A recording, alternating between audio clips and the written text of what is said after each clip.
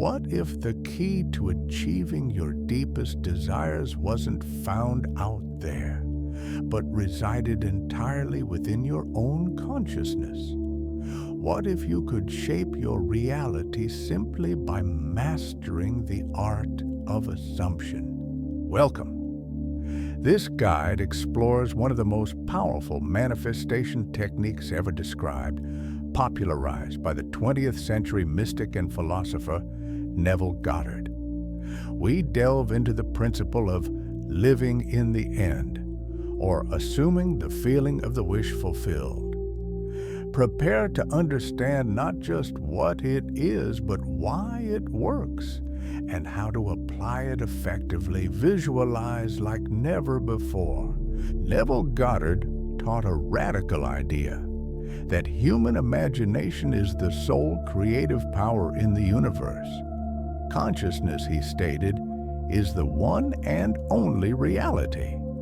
What you assume to be true, with feeling and persistence, will harden into fact in your external world. So, what does it mean to live in the end? It's not merely wishful thinking or passive daydreaming. It is the conscious act of mentally and emotionally inhabiting the reality you desire before it manifests physically. It's about shifting your state of being from wanting something to already having it, experiencing the feelings associated with the wish already fulfilled. Neville emphasized, feeling is the secret. Without embodying the feeling of the wish fulfilled, imagination remains mere fantasy. Living in the end means asking yourself, how would I feel if my desire were already true? Then cultivating that specific emotional state within yourself now. According to Neville, the outer world is a mirror reflecting the inner state of consciousness. When you successfully assume the feeling of your wish fulfilled, you impress your subconscious mind. This inner shift in consciousness compels the outer world to rearrange itself to match your new assumption. It's not about manipulating external forces. It's about changing the inner cause. As Neville stated, an assumption, though false, if persisted in, will harden into fact. Here is a practical breakdown of how to apply this technique. Step 1. Define your desire clearly. What is it you truly wish to experience? Be specific. Vague desires lead to vague results. Focus on the end result, the state of the wish fulfilled, not the intermediate steps. Step 2. Construct a scene implying fulfillment. Create a short, simple mental scene that takes place after your desire has been realized. This scene should imply that the wish is already fulfilled. For example, if desiring a new home, imagine a friend congratulating you in the home or feeling the keys in your hand. Make it an action you would naturally perform if the wish were true. Step 3. Enter a receptive state. Neville often recommended the state akin to sleep, or SATS, that drowsy, relaxed state just before falling asleep or upon waking. However, any deeply relaxed state where conscious interference is minimized will work. Step 4. Feel the reality of your scene. In your relaxed state, bring your imaginal scene to mind. Don't just watch it like a movie. Enter the scene. Engage your imaginal senses. What would you see, hear, touch, even smell? Most importantly, immerse yourself in the feeling of the wish fulfilled. Feel the relief, the joy, the gratitude, the security. Whatever emotion corresponds to your desire being a present fact. Step 5. Persist and return. Practice this imaginal act regularly, ideally daily, until it feels completely natural and real.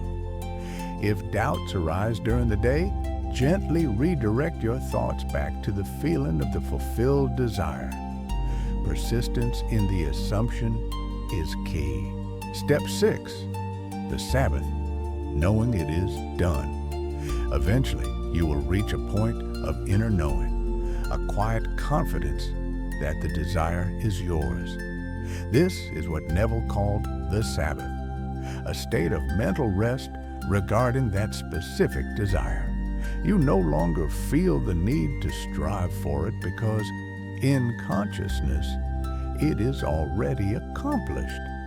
You can drop the imaginal act, knowing it's done. Challenges may arise. Doubt is natural, but it signifies a return to the old state.